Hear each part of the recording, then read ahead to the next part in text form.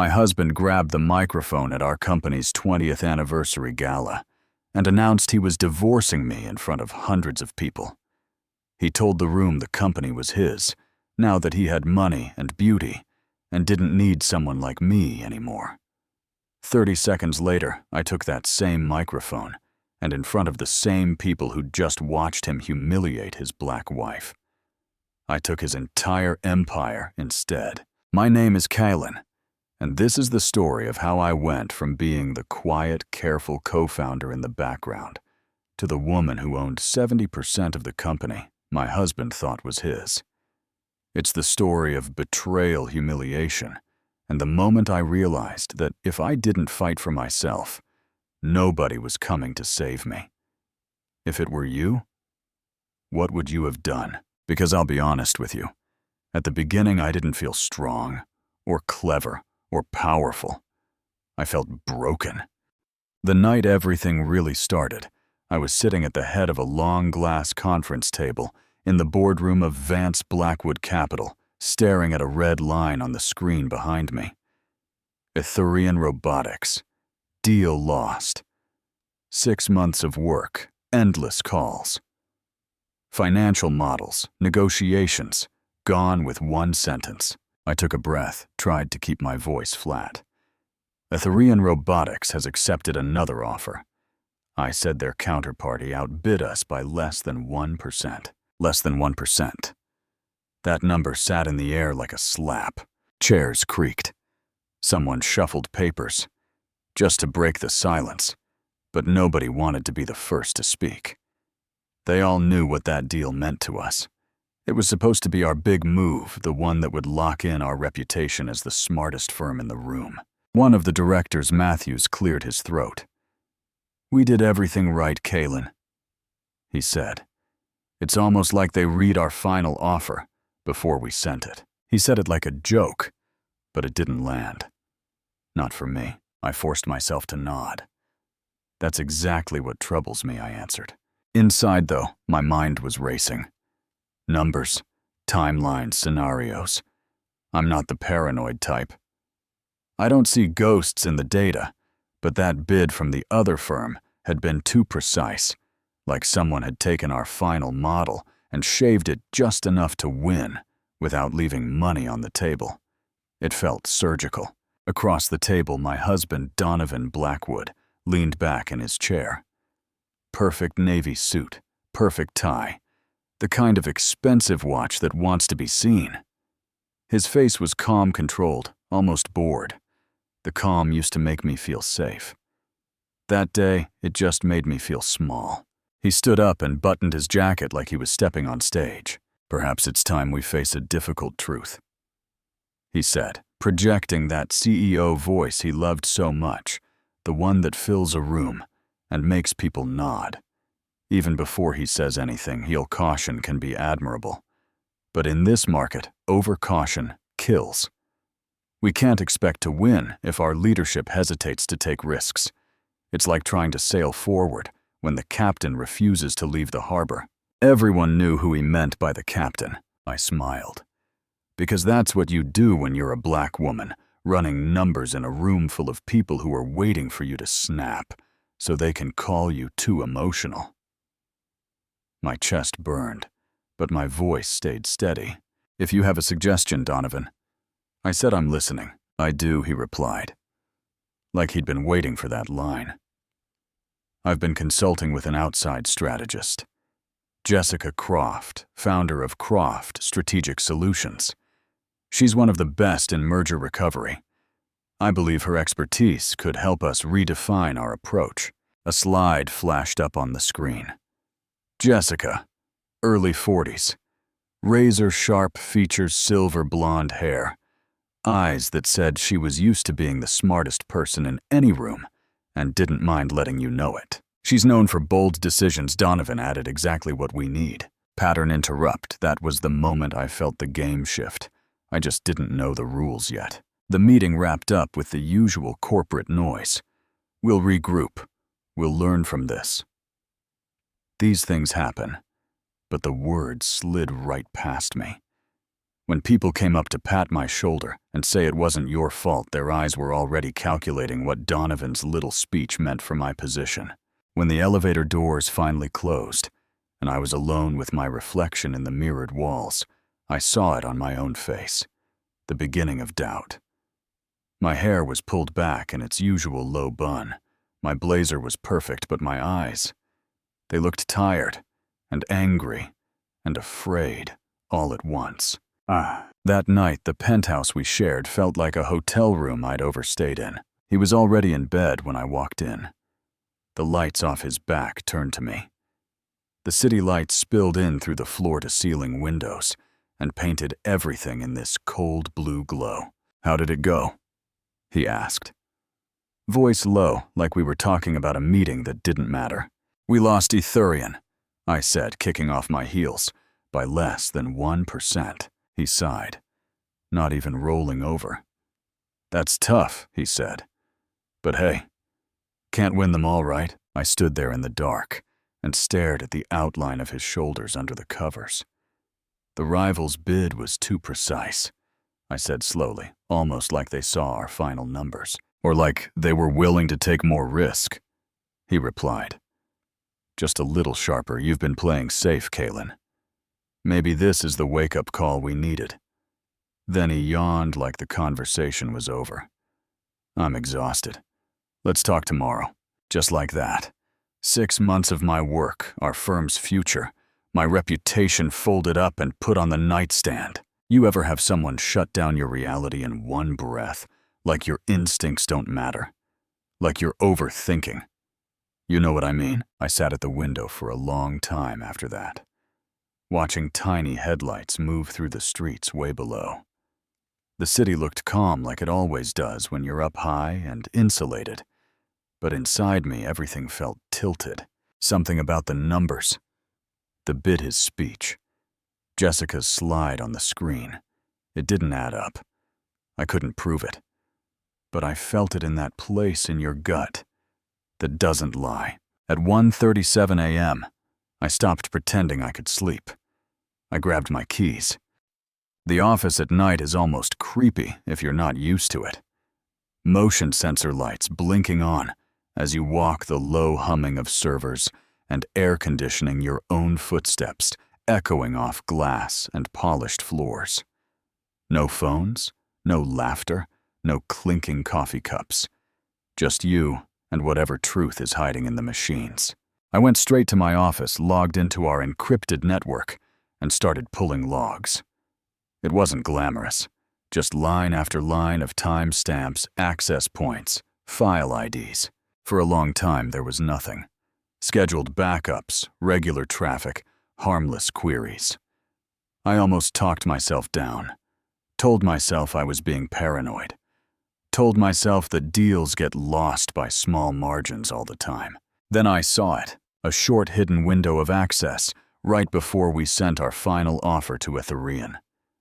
15 minutes. A ghost protocol. Not one of ours. Someone had slipped in opened files they had no business opening and slipped back out. Clean. Almost too clean. My fingers felt numb when I traced the credentials used. They were Donovan's. I sat back in my chair and stared at the screen. The glow made everything in the room look unreal, like a movie. But my heart was hitting my ribs hard enough to remind me this was very, very real. Different explanations ran through my head. Maybe his account was compromised. Maybe IT made a mistake.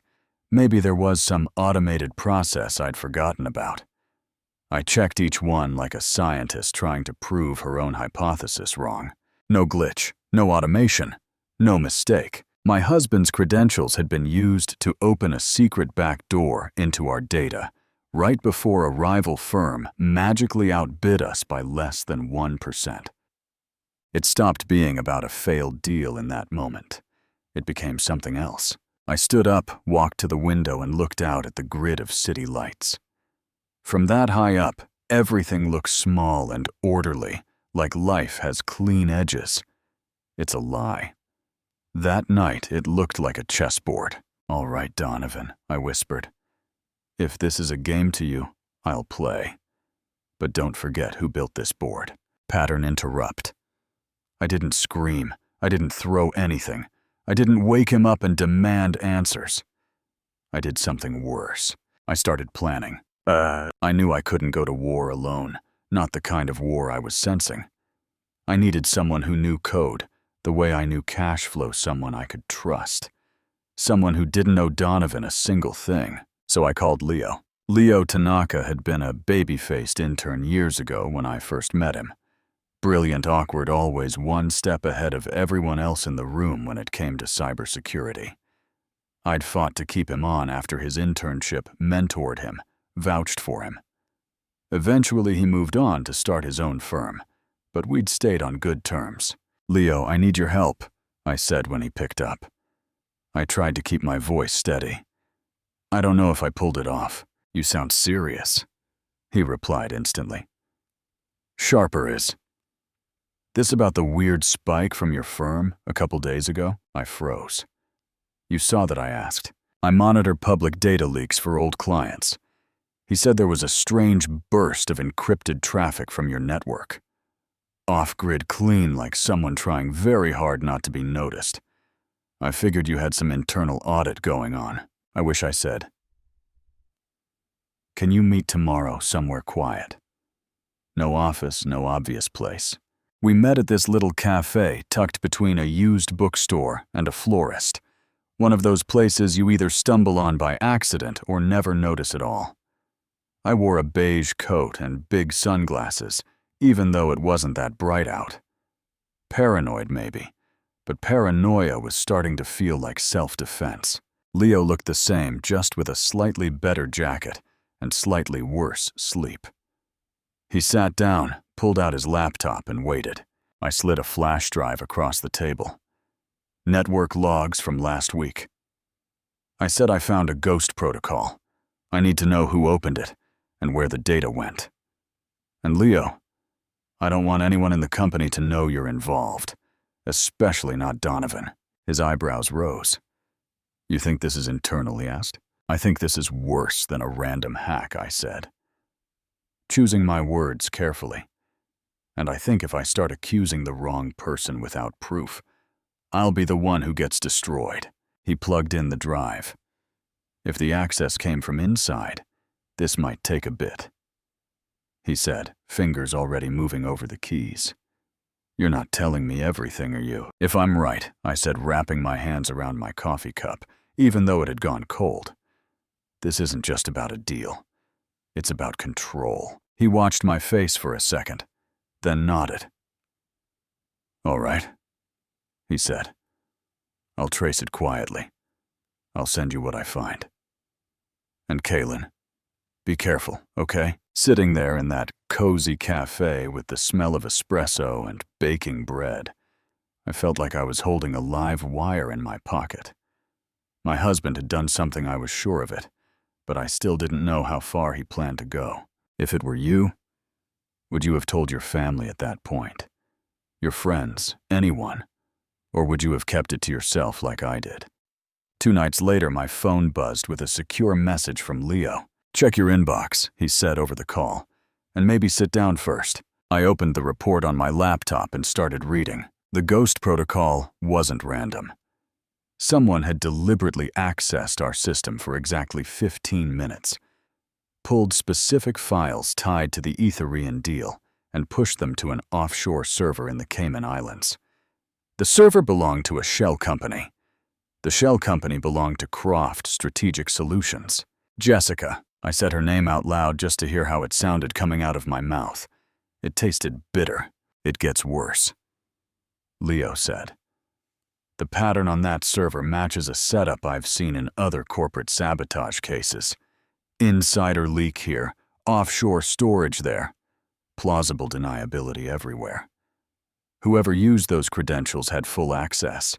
That means top-level clearance only." "Donovan," I said quietly, my mouth suddenly dry. "I didn't want to say it," Leo replied. "But yeah, that's where the trail leads." I leaned back in my chair, stared at the ceiling, and felt something in me crack and then harden. It's a weird feeling when the person you share a bed with starts looking more like a hostile witness in your head than a partner. How far do you think this goes? I asked. Far. He said I can try to see what their endgame is. But if they're using offshore layers and shell companies, it might take weeks to see the whole picture. I can wait. I said, just keep digging. And Leo, thank you. After the call, I pulled out an old notebook from my drawer, the one where I'd scribbled down ideas and structures back when we were starting the firm. I flipped to the first pages, the ones with the ownership breakdown. 49%. Kylan Vance. 30%. Donovan Blackwood. Arthur Vance, my uncle, my dad's brother. The quiet investor who never came to board meetings, who sent me handwritten notes on my birthday, who always asked about the company like it was one of his kids. If Donovan wanted control, he needed more than half. With 30%, he was far from it. To really dethrone me, he'd need either my uncle's shares or a way to destroy my credibility so thoroughly that the board would shove me aside and hand him the crown. I stared at those numbers until they blurred. The betrayal hurt. Don't get me wrong. But the strategist in me woke back up and refused to lie down. Every war starts with information. By now I had two things on my side. Proof from Leo that my husband was leaking data, and a legal structure that still favored me if I was willing to use it. My phone buzzed. A text from Donovan. Dinner tonight. You've been distant lately. Multiple choice question for you. A, confront him and blow everything up without a plan, or B, pretend you don't know and watch what he does next. What would you have picked? I typed back, I'm fine. Just tired. See you at home. The lie tasted like metal, but I swallowed it. The next couple of weeks were some of the strangest of my life. On the surface, nothing looked different. I went to the office, I sat in meetings, I signed documents, I answered emails. I came home, I cooked, I slept next to the man I knew was trying to cut me out of my own creation. But I made one crucial change. I stopped fighting him in public. In one management meeting, he was pacing in front of the screen, drawing arrows on charts, talking about aggressive expansion and high-risk, high-reward opportunities. A few months earlier, I would have challenged him, asked for numbers, pushed back on anything that smelled like ego, dressed up as strategy. That day, he turned to me with this little amused look and asked, "Any thoughts, Kylan?" I looked up from my notebook, let a small smile curve my mouth, and said, "You seem to have it under control, Donovan. I trust your instincts." The whole room paused for a beat. I could feel people looking back and forth between us. That sentence, from me, was a shock. Donovan laughed. Well, he said, maybe you're finally learning to relax. There were these polite chuckles around the table. On the outside, I smiled with them. On the inside, I was 4 moves ahead. Let him think I was giving up. Let him think he'd broken me. Let him run as wild as he wanted, while I quietly built a safety net he couldn't see. That night, I met with Eleanor Hart, one of our most senior board members, in a restaurant far from the financial district. The kind of place where you can actually hear each other talk. "You've changed," she said, watching me over her tea. "You're letting Donovan dominate. You're quieter than I've ever seen you." "That's not you." I stirred my cup, watching the ripples. Sometimes, I said, it's useful to see what happens when you let someone steer without interference. She narrowed her eyes. "You're planning something," she said. "I'm protecting what's mine." I replied softly, "Just not yet." Eleanor sat back, then nodded slowly. "The board is getting nervous about his obsession with expansion," she said. "I can keep them from making any rash decisions, but when you move, you need hard proof, Kylan. Not just suspicion. Proof. I'll have it," I said. "Stick around, because what happened next will blow your mind." The next piece of this whole mess lived an hour or two outside the city, in a small house with peeling white paint and a garden full of roses someone actually took time to care for. My Uncle Arthur. When I pulled into his driveway, he was sitting in a lawn chair with a book glasses sliding down his nose. He looked up, squinted, then broke into a smile. "Colin," he said, standing up slowly. "You city folks only come out here when something's wrong." I hugged him and laughed. "Can't I just visit?" I said. "You can," he replied, "but you usually don't." We sat in the yard for a while talking about nothing. Weather, traffic, some neighbor's dog, until I finally worked up the courage. "I heard you might be thinking about selling your shares," I said, trying to sound casual. He sighed, the way only someone in their 70s who's seen too much can sigh. Word travels fast. He said, "Yes, I've been considering it. My health. Well, you see me. And your aunt's treatments weren't cheap. Donovan called this morning, told me he wasn't interested, but wished me luck. Of course he did. So you'd rather sell to a stranger?" I asked gently. "I'd rather not sell at all," he said. "But life doesn't always ask what we'd rather do." I took a breath. "What if I bought them?" I asked. "No strangers. Just you and me. Keep Dad's legacy in the family." He studied my face, and I could see the calculations there. Not financial ones, but emotional. "Do you have the resources?" he asked. "I'll find them," I said. "I promise you that." He smiled, eyes softening. "You remind me of your father," he said. "Smart, stubborn, and way too serious for your age. If you say you'll take care of what we built, then the shares are yours." On the drive back to the city, I had one hand on the wheel and one on my chest, pressing down like I could hold my heart in place. For the first time in weeks, I felt something that wasn't just anger or fear. I felt possibility. Buying those shares wasn't some light romantic gesture. It was financial war. I called my financial advisor, Nora, as soon as I got back. I need to liquidate everything I told her personal portfolio. Art extra properties, everything that isn't nailed down. And then I need a bridge loan on top of that. There was a pause. "That's incredibly risky," she said. "Are you in trouble?" "Not trouble." I said, "Strategy." She exhaled. "You know what this would mean." She said, "Your lifestyle, your safety net, your cushion." I know exactly what it means. I cut in, and I know what it'll mean if I don't do it. I'd rather bet on myself than wait for my own husband to push me out and pretend he's doing me a favor. Within 48 hours, Nora had orchestrated one of the most aggressive private financing moves I'd ever seen, and I'd seen a lot. We arranged a bridge loan secured by my personal assets, lined up buyers for things I never thought I'd sell, and carved out a path to afford Arthur's 21% without touching a single corporate account. On paper, I was setting myself on fire. In reality, I was building something that would outlast my marriage. When I met Arthur and his lawyer in a small office overlooking the river, the signing felt strangely quiet for something that huge. A few signatures, some stamped pages, a couple of handshakes. When I signed the last document, Arthur reached over and patted my hand. "Your father would be proud. He said he always said, you were the sharpest of us. Calm on the outside, unstoppable." My throat tightened. "He taught me everything I know," I said. When I walked out with that folder, the legal seal still warm, my ownership percentage had changed. 49% became 70.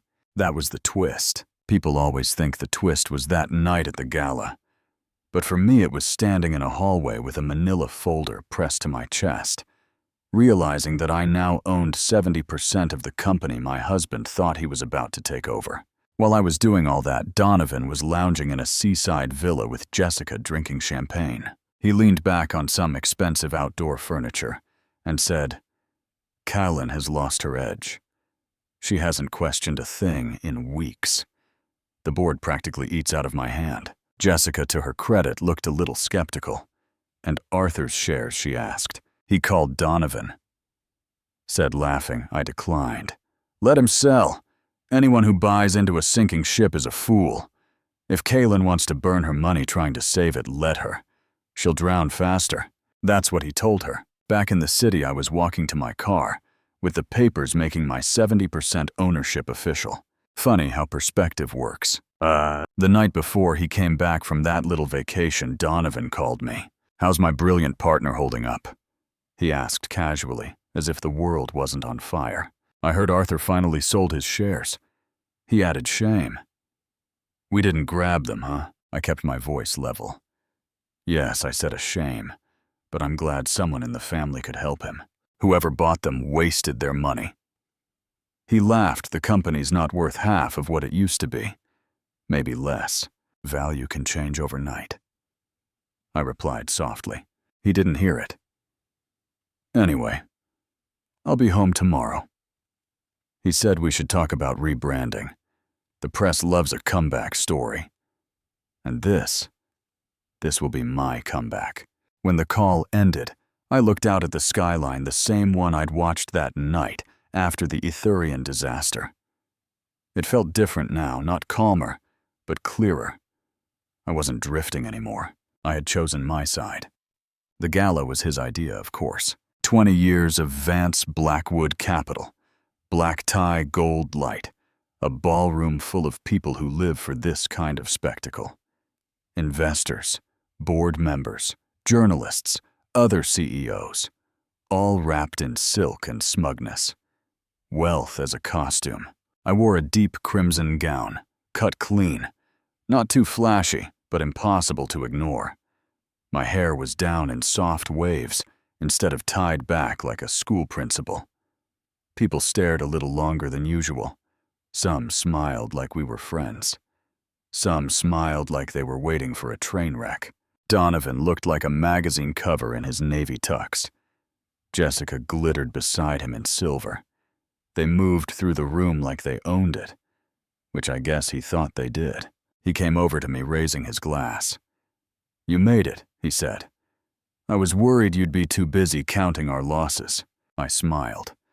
I wouldn't miss the show, I told him. Jessica leaned in, that sweet, fake tone in full effect. "Kaylin, you look radiant," she said. "I almost didn't recognize you. You've been so quiet lately." "Silence has its uses," I replied. "It keeps people guessing." Her smile faltered for half a second. She recovered quickly, but I saw it. At our table, Eleanor leaned in and said under her breath, "He's planning something." "I know," I said. "Let him." The music dimmed, the lights shifted, and Donovan stepped onto the stage with the microphone, like he was born holding one. "Good evening, everyone," he began tonight.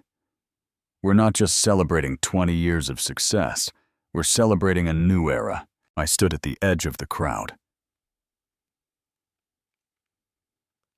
"As of today," he continued, "we've formed a new alliance with Croft Strategic Solutions. Jessica Croft will be joining us as a partner and head of strategy." Polite applause, camera flashes, some predictable cheers.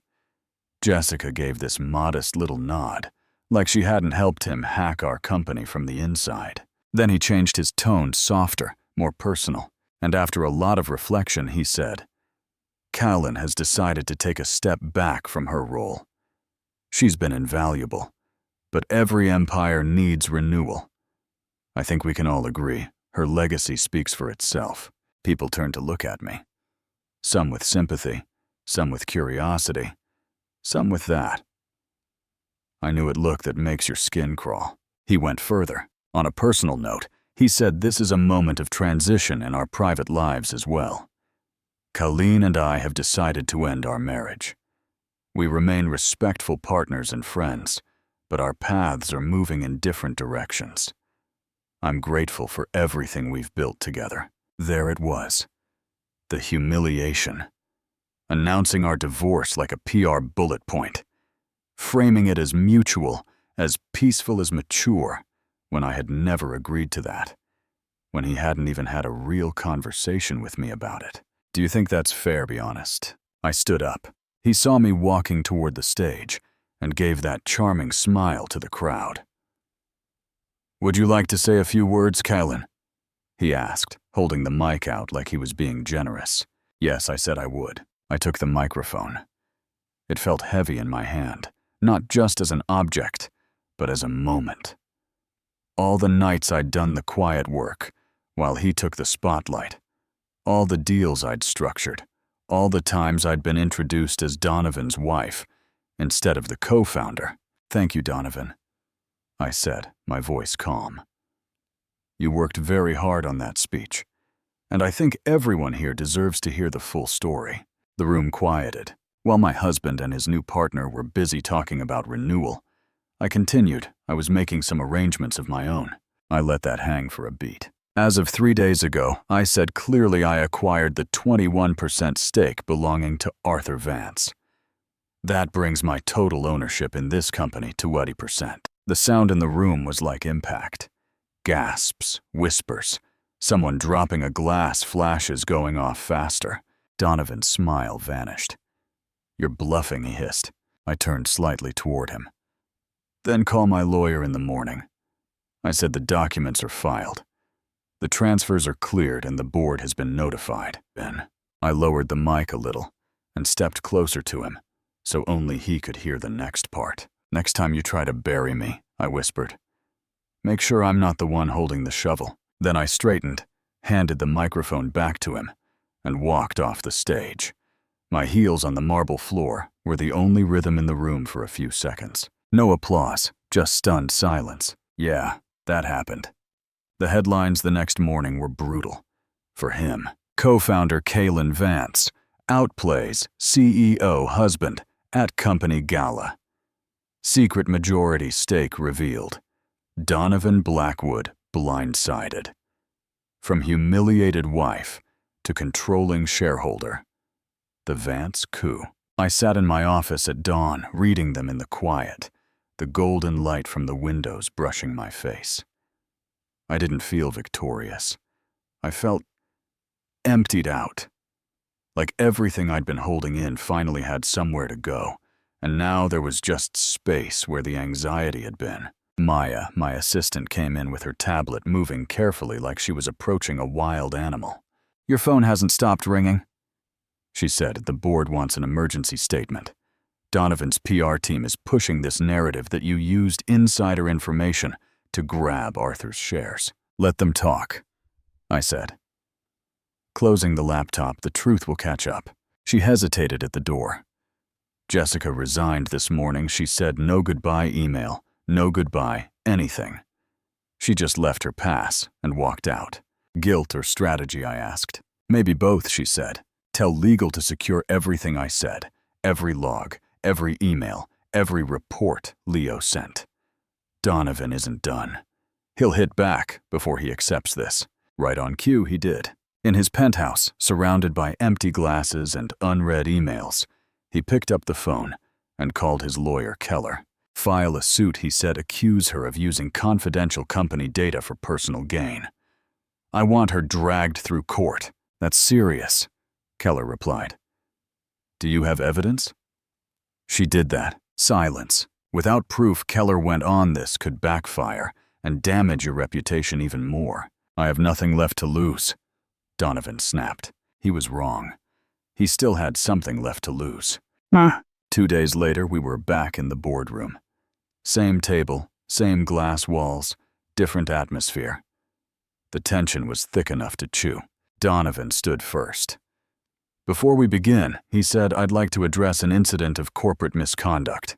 "Go ahead," I said, folding my hands. "Kalen," he announced to the room, "abused her access to company data, using privileged information to buy Arthur's shares.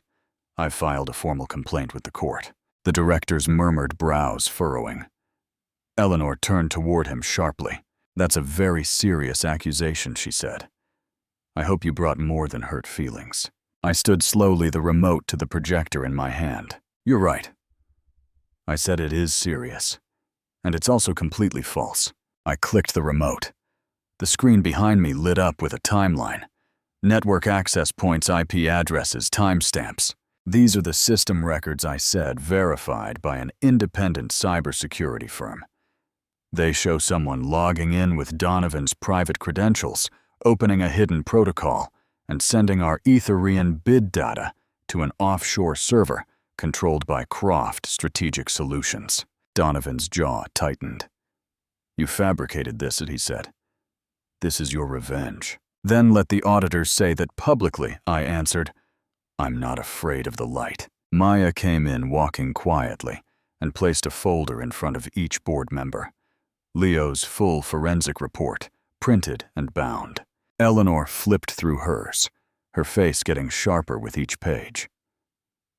Mr. Blackwood, she said finally, these documents also include your communications with Ms. Croft, discussing a plan to discredit Kaylin and realign control under your name. How do you explain that? He looked around the room, eyes flashing. You're all fools if you think she's some innocent victim, he said. She's planned this for months. You're right. I said I did plan. I planned to protect the company from the man who was leaking its secrets behind closed doors. The room went quiet again, but this time it felt like something had settled instead of shattered. The board called a separate vote later that day. They chose me. But legal battles don't end in boardrooms. They end in court. The courtroom didn't have the drama of the gala, but in some ways it felt heavier. No chandeliers, no champagne, just wood paper. And the weight of people being forced to tell the truth. I sat at the plaintiff's table with my attorney, Clara Henson. She was in her 40s, crisp suit, calm eyes, the kind of woman who doesn't waste words. Across from us, Donovan sat beside Keller, looking exhausted, but still trying to wear that CEO mask. The press was packed in the back rows, pens ready, eyes hungry. Clara leaned toward me and murmured, If he tries to offer a settlement, do you want to hear it? No, I said no settlements, not this one. The judge came in. We all sat, and then the case started. It wasn't about the divorce anymore. It was about the moral clause in our corporate charter, the one that said any executive who committed acts of serious dishonesty or betrayal against the company could be forced to surrender their position and shares. Clara laid it out cleanly.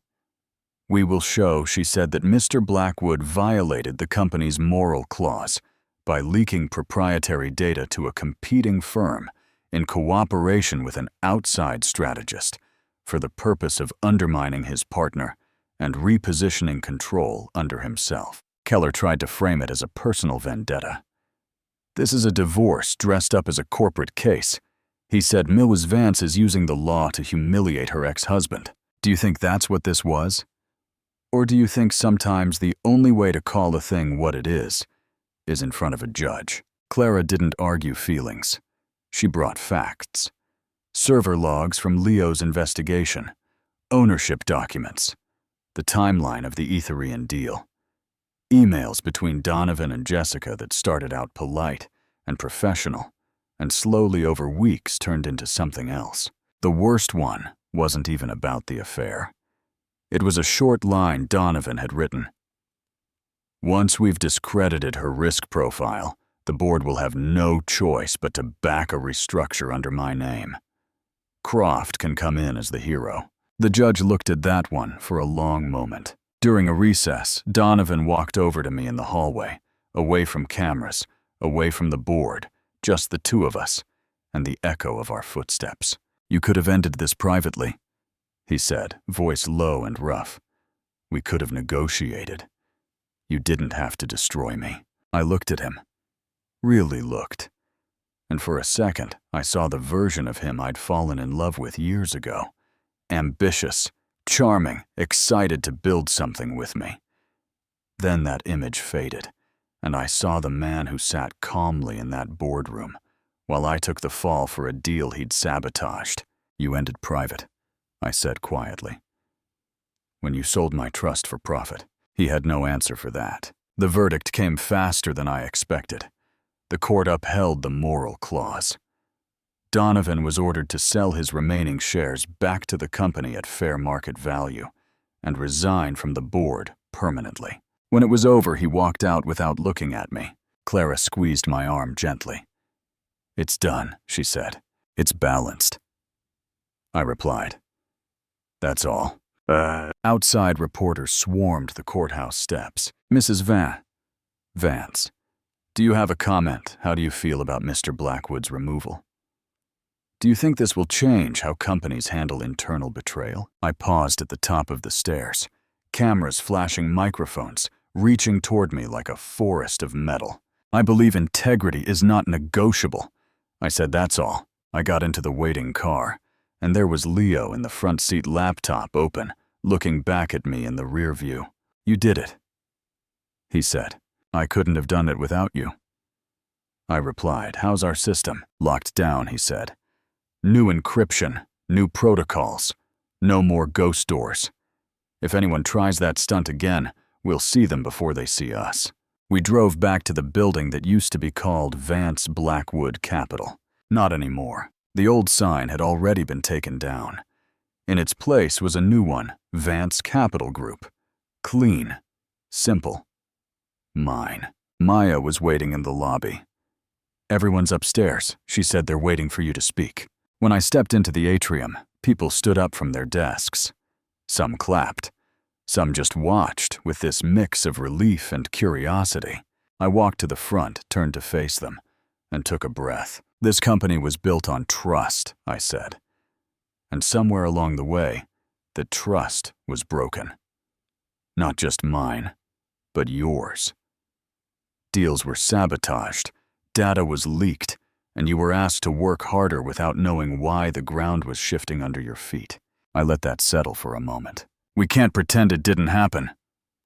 I continued, we can't just slap a fresh coat of paint on the logo and move on. But we can decide what this place is going to stand for from now on. Vance Capital is going to stand for integrity, real transparency, and fairness. If we can't look each other in the eye and be proud of how we win, then the win isn't worth it. The applause was loud, but I heard something underneath it, a collective exhale. Later, when everyone had gone home and the building was quiet again, I stood alone in my office. The skyline outside looked like it always had, but it didn't feel the same. I thought about that boardroom where Donovan first used my caution against me, that midnight in the office when I found the ghost protocol, the cafe with Leo Arthur's rose garden, the humiliation at the gala, the silence after I told the room I owned 70%. I thought about being a black woman in boardrooms, where people are happy to use your brain as long as you don't ask for your full share of respect, where you're supposed to be grateful to sit at the table even if someone's pulling the chair out from under you. It's not revenge, I said quietly to the empty room, it's renewal. So here's what I want to ask you, if you're still here with me. At the end of all this, when someone who's supposed to love you uses your trust as their leverage, when they try to erase you in public after undermining you in private, what does justice look like to you? Walking away quietly or standing up in the same spotlight they dragged you into? Do you think I went too far? Or not far enough? If you were in my shoes, your name on the building, your work behind every major decision, your face being used for diversity. Photos while people whispered about replacing you behind closed doors. What would you have done? If my story hit a nerve, I want you to tell me why. Drop a comment. Argue with me if you need to tell me, if you think I should have handled it differently, or share a time when someone tried to take credit for your work, or cut you out of something you helped build. You'd be surprised how many people have their own version of this story. If you got value out of hearing mine, don't forget to like the video, subscribe, and share it with someone who needs to be reminded that they're not crazy for wanting to protect what's theirs. And seriously, I'll be reading the comments.